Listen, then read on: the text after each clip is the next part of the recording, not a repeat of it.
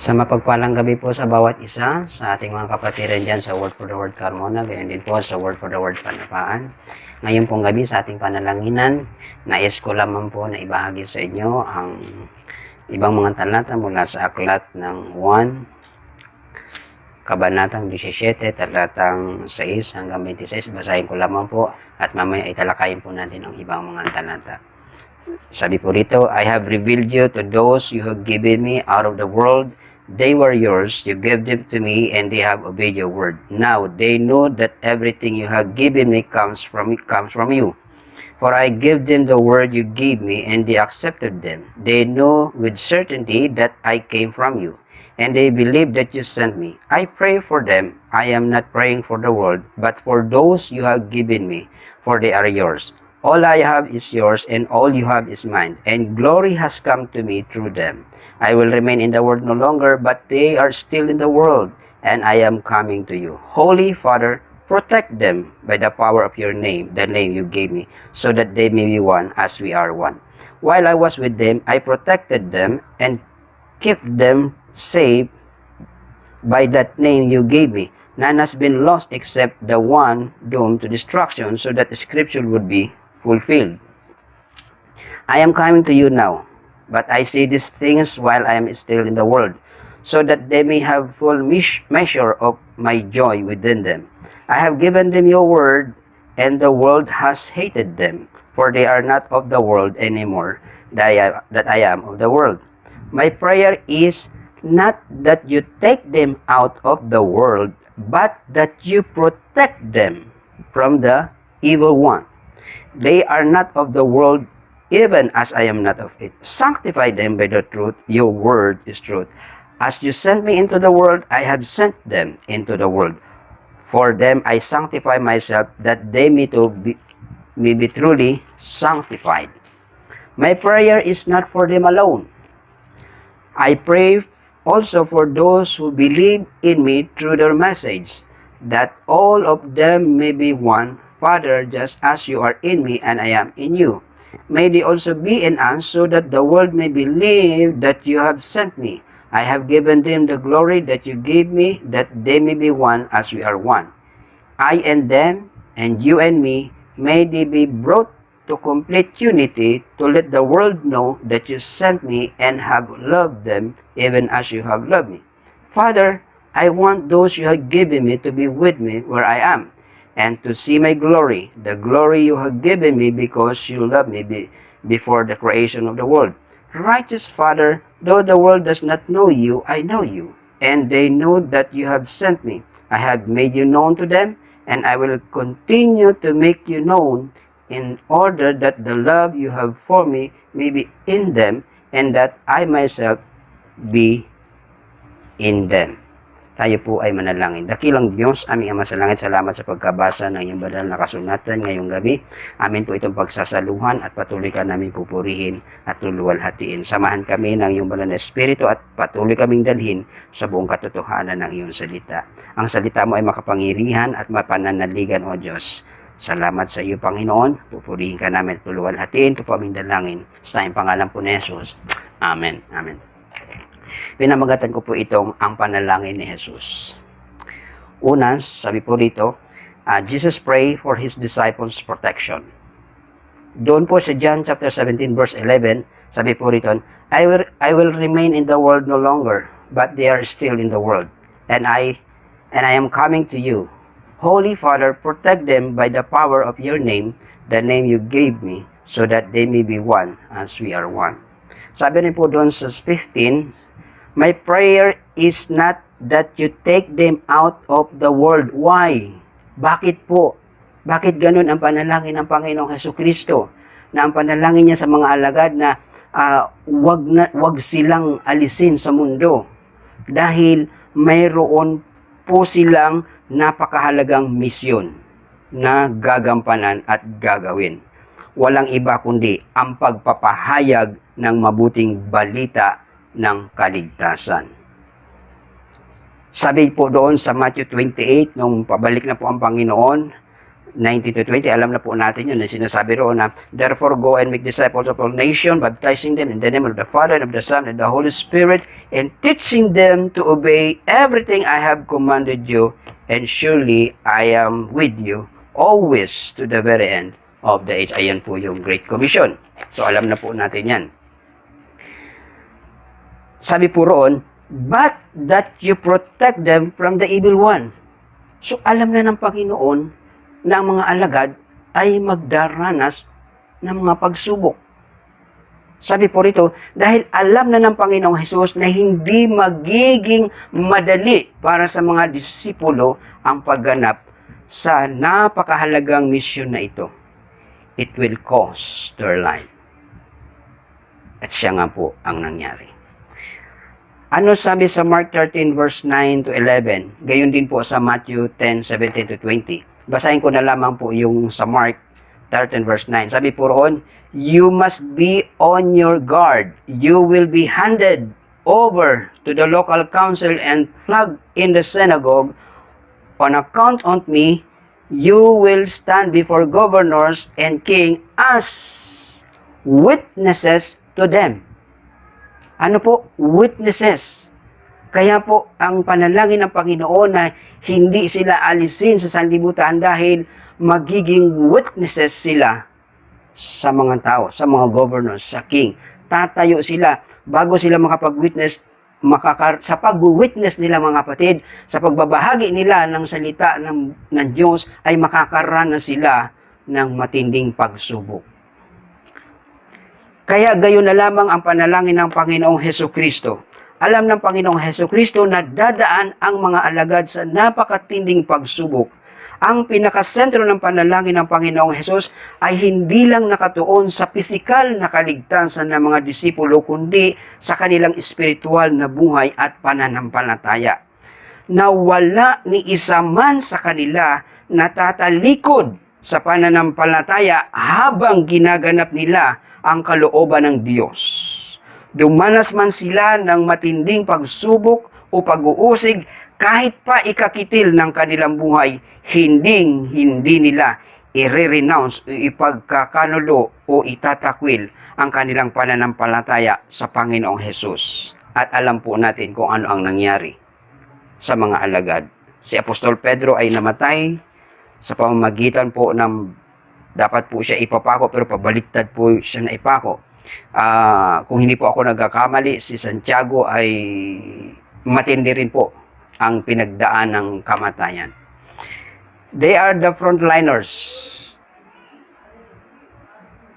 of faith. Naisip ko lamang po yun. Pero totoo. They are the frontliners of faith. Na nagbuwis ng buhay, maipaabot lang sa atin ang mabuting balita ng kaligtasan na pilit na hinahadlangan ni Satanas, ngunit hindi siya nagtagumpay. At tayo ngayon, mga kapatid, ay nagtatamasa ng kaligtasan ito dahil sa umabot sa atin ang mabuting balita ng kaligtasan dahil sa mga frontliners na ito na nagbuwis, nagtaya ng kanilang buhay, na hindi inalintana ang kanilang buhay. Ikalawa, Jesus prays for all believers. John chapter 17 verse 20. Ito po ang sabi ng Panginoon, ito po yung kanyang panalangin. My prayer is not for them alone. I pray also for those who will believe in me through their message. Ano daw? Ano daw po sabi? My prayer is not, ang panalangin niya ay hindi lamang daw po doon sa mga alagad. Bagkus, ipinanalangin na ng Panginoong Hesus sa lahat na maniniwala sa Kanya sa pamamagitan ng daladalang mensahe ng mga alagad. Ulitin ko po, my prayer is not for them alone. I pray also for those who will believe in me through their message. Salamat sa Diyos sa buhay ng mga frontliners of faith na ito. Ang mga alagad. Ikaw at ako ay nasa puso na ng Panginoon noon pa man. Ikaw at ako ay produkto ng mga frontliners na ito. Frontliners ng pananampalataya. Ngayon, ang taguri natin dito sa mga COVID, lumalaban sa COVID ay mga frontliners, mga doktor, mga pulis, lahat na nagbo-volunteers, sila ay mga frontliners.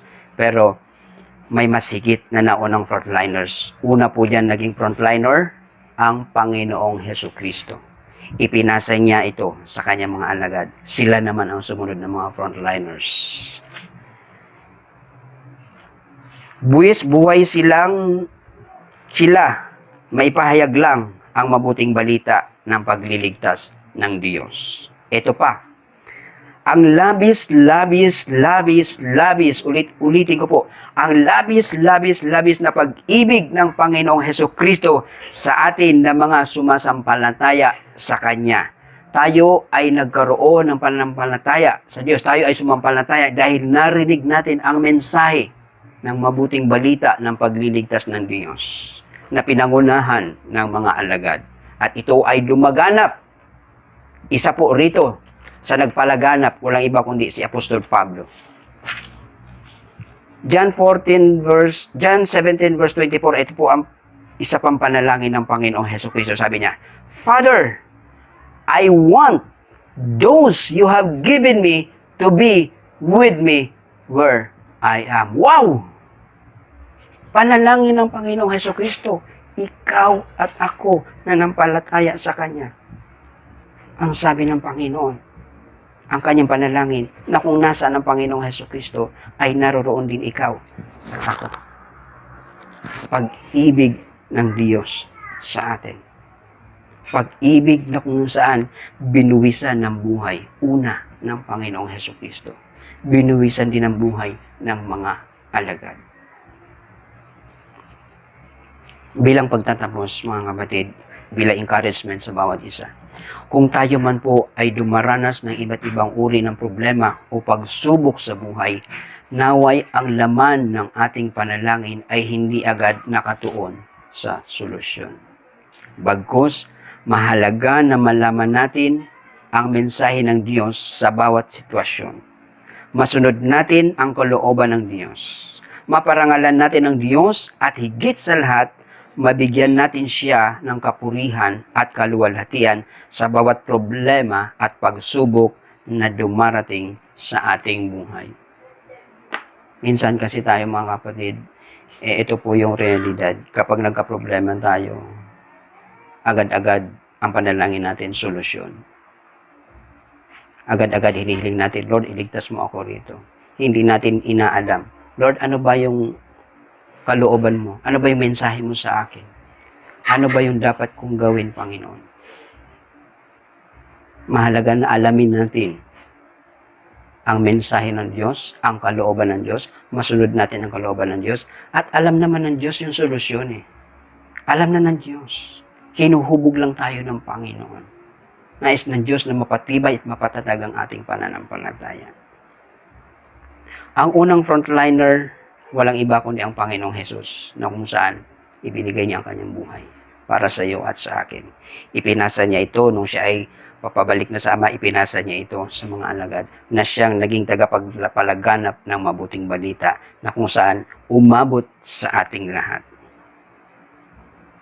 At sa ating kapanahunan, ikaw at ako ay mga frontliners din na kailangang magbahagi ng tunay na lunas na kailangan ng buong mundo.